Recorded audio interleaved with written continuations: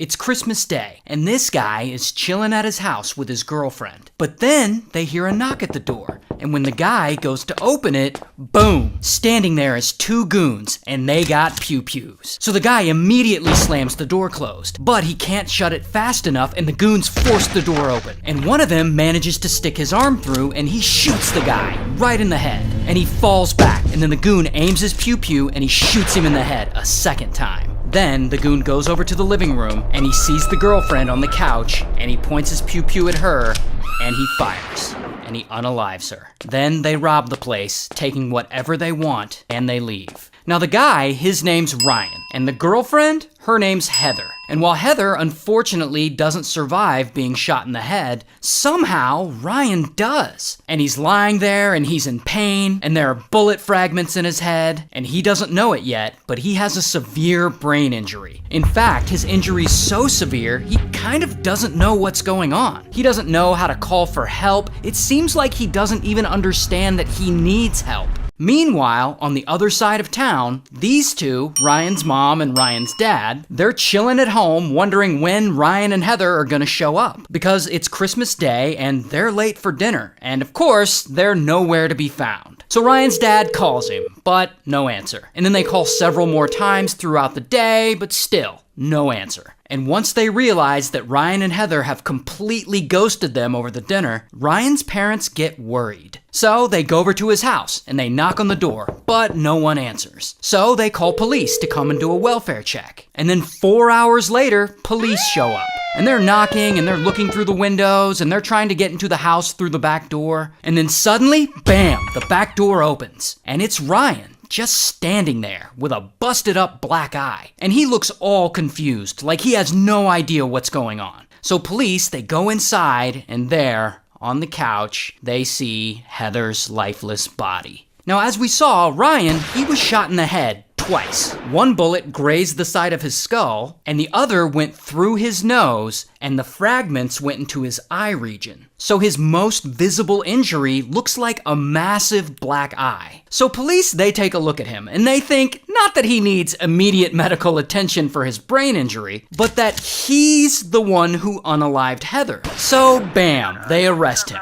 and they stick him in the back of a patrol car where he waits for 4 hours. Before finally they take him to the station, and there they start grilling him. Like, what happened at your house? Why did you unalive your girlfriend? And poor Ryan, he can't really tell them what happened because, you know, brain damage. And like when they ask him the very basic question, where do you know Heather from? He answers and says shit that just doesn't make sense. She used to be in my book named with business name. So then they ask him like what happened to his face. And he's like, I don't know. And then he starts saying he thinks it was Heather who hurt him. But like he can't even remember her name. Like he really is all over the place. But then he starts trying his best to explain that it was actually some goons who broke into his house. But he's still just not making sense. They put me in sleeping hold and like they put me in sleeping hold with the arrows and shit. They put you in a sleeping hold? Yeah. What is that? I don't know. I really don't. But then finally, something in him clicks, and he starts talking a little more coherently and making more sense. And he tells police that he had been shot. And of course, police don't believe him. They shot you with a revolver in your eye. Yeah. Is it a BB gun? No, it was a real gun, man. If they shot you in the eye with a revolver, you wouldn't be talking to me right now. Not to mention, they don't seem even slightly concerned about Ryan's injury or about getting him to a hospital. They are still convinced that he's lying and that he's the one who unalived Heather. And they are going to try their best to pressure him until he admits it. Ryan, you need to start telling me the truth. Your story doesn't make sense. I'm trying, man. I don't know. Just ask me anything and I'll tell you the truth. And then finally, after almost an hour of Ryan trying his best to explain it to the detective takes a closer look at the wounds on his face and he realizes how badly hurt he is. Let me see your nose. Bring your face closer.